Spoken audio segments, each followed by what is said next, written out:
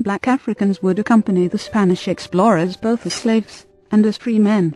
In fact, on the Cortes exploration of Mexico, Juan Garrido, a free black born in Spain, was given the distinction of being the first European to plant wheat in Mexico. 16 The Native American population collapse soon opened the floodgates, and licenses were granted even to the Catholic holy orders to import slaves, sometimes by the hundreds. Bartolome de las Casas, scion of an old French family in Spain, saw firsthand the destruction of life that Spain was causing among the natives, and recommended that blacks be put to work in America instead. 17 Soon both white Europeans and black Africans were making the dangerous crossing to work as slaves for the new ruling class of the Americas. 250,000 white Englishmen were transported against their will to work on the plantations of the Caribbean. 18 Their treatment was as harsh, their survival was short. When slavery is discussed today, race is usually emphasized. But slavery, as horrible an institution as it was, would not become a racial issue until after the American Revolution.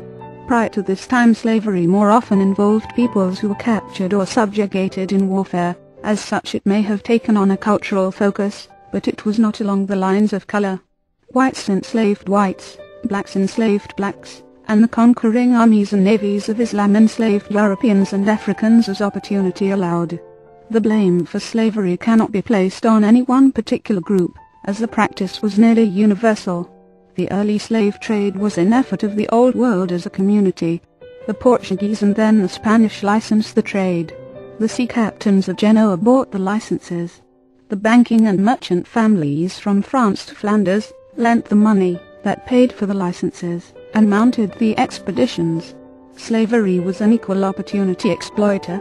Everywhere, the powerful could enslave the less powerful. The early trade was a matter not of capturing slaves, but rather of buying them. The Africans themselves were an integral part of the trade. Remarkably, Prince Henry's slavers even found a market for black slaves. 196 From the sacred to the profane among black chiefs, who accepted the slaves in payment for ivory and gold. 19 The Wolf tribe of Senegal understood that in Africa a horse had the value of 7 men. They also understood that in Europe, Sally Claw set the price of a slave as equal to 1 horse. The Wolf, who were rich in slaves, soon became rich in horses, and they were no less complicit than the Europeans who came to buy. The Songhai Empire in Senegambia was at least as sophisticated in trade, currency, and social status as the Portuguese. Their markets were as developed, and often older than those of the traders who came to buy. The 1520 through the 1540s saw the trade grow to heightened proportions. Conversos, or Jewish families who claimed conversion to escape death, found their way to the Netherlands, and then to the New World, where some would play a large role. Jesuits too owned slaves, traded slaves, and ran plantations. From the northern European Danes and Dutch to the Iberians and Arabs in the south, the business was conducted for the profit of those who could build and buy the ships and capture, sell, or employ the slaves. When the Americas were invaded by the Spanish conquistadors, an early use for forced labor was in the silver mines of Peru and Cuba.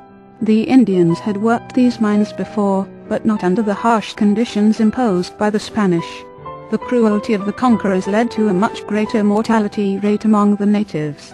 Because the slave owners felt the Indians died too often, blacks were brought in to replace them. The black slaves were destined to work the sugar plantations first in Santo Domingo, and then in Puerto Rico. Between 1529 and 1537 the Spanish crown granted 360 licenses to import slaves to Peru alone, and most of these licenses went to Francisco Pizarro and his family. The other licenses were doled out to friends of the crown, who often sold them to bankers. Selling the licenses was as lucrative as actually buying slaves in Africa and crossing the ocean to sell them in the New World. Although every ethnic group and numerous countries participated in the slave trade, perhaps most of the blame can be laid on the doorstep of a few elite countries. Those who could afford to exploit others did. Red Cross and Black Cargo 197, and in whatever form possible. Often the people who could afford to exploit others had powerful connections. The remnant crusader organizations were still in the best position to participate in these activities. The Portuguese ex-Templar order, the Knights of Christ, started the trans-Mediterranean trade of Africans to finance its explorations. They later brought the trade across the Atlantic. The Spanish crown, acting through a host of military orders, licensed the rights to explore, conquer, and subjugate foreign peoples and lands. Once an empire was in place in a new region, the government took upon itself the right to sell licenses, granting others the right to buy and sell slaves. These licenses first went to the elite families who financed and led for-profit expeditions to the Americas. The French end to the slave trade. France was separated by the destructive wars between the Catholics and the Protestants, but both sides would soon follow in the Caribbean sugar and molasses trade. Both Catholic and Protestant participated in the slave trade as well, though usually from different ports. While the French Protestants, or Huguenots, conducted business through a more modern system that gave great power to individual mercantile leaders, the Catholic military orders that survived acted as one great company, like the Knights Templar had before 1307. St. Christopher, the first Caribbean island to be colonized by France, was bought by the Order of St. John of Jerusalem in 1653.20. The order soon added the islands of Tortuga and St. Barthélemy to its holdings. The Knights, however, did not enjoy the slave trade. The slave trade was a physically dirty business, and most likely less profitable than the order's mainstay of piracy. The order soon transferred ownership of its Caribbean islands to the French West India Company. 21 After the order paved the way for French participation in the Atlantic trade, individual companies run by Catholics or Huguenots filled the vacuum. France was still a Catholic country, and followed the lead of the Pope in Rome in justifying the trade. Edicts beginning with those of 198 from the sacred to the profane Alexander II in 1493, and the Code Noir of the French King Louis IV in 1685 instructed that slaves be baptized aboard the slave ships. Somehow the convoluted reasoning allowed the conquerors and slave merchants to believe they were saving their victims.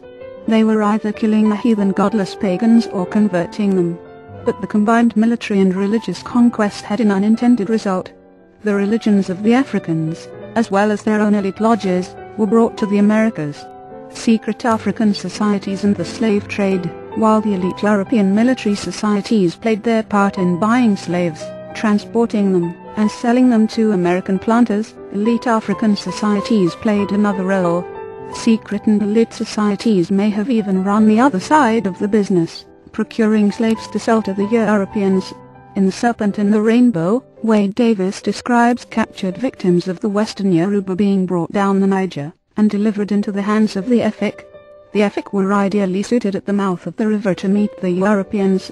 The slave ships that anchored at the river's mouth were required to pay a duty to the Efik chiefs in exchange for slaves. Order was maintained by a secret society, the Egbo, or Leopard Society. The Efik chief, called an Obong, often was the head of an Egbo group that maintained discipline through fear. The weapons of the Europeans were guns first and organized religion second. The weapons of African societies were similar. First the victim population was conquered and enslaved by force, and later it was subjected to religion. Religion in early Africa was most likely grounded in superstition, as it was in the rest of the world, but it was different, in that it utilized more drugs. One of the weapons of subjugation was the calabar bean, a source of datura, a psychoactively violent herb. 22 The use of such psychoactive drugs was carried to America to maintain order.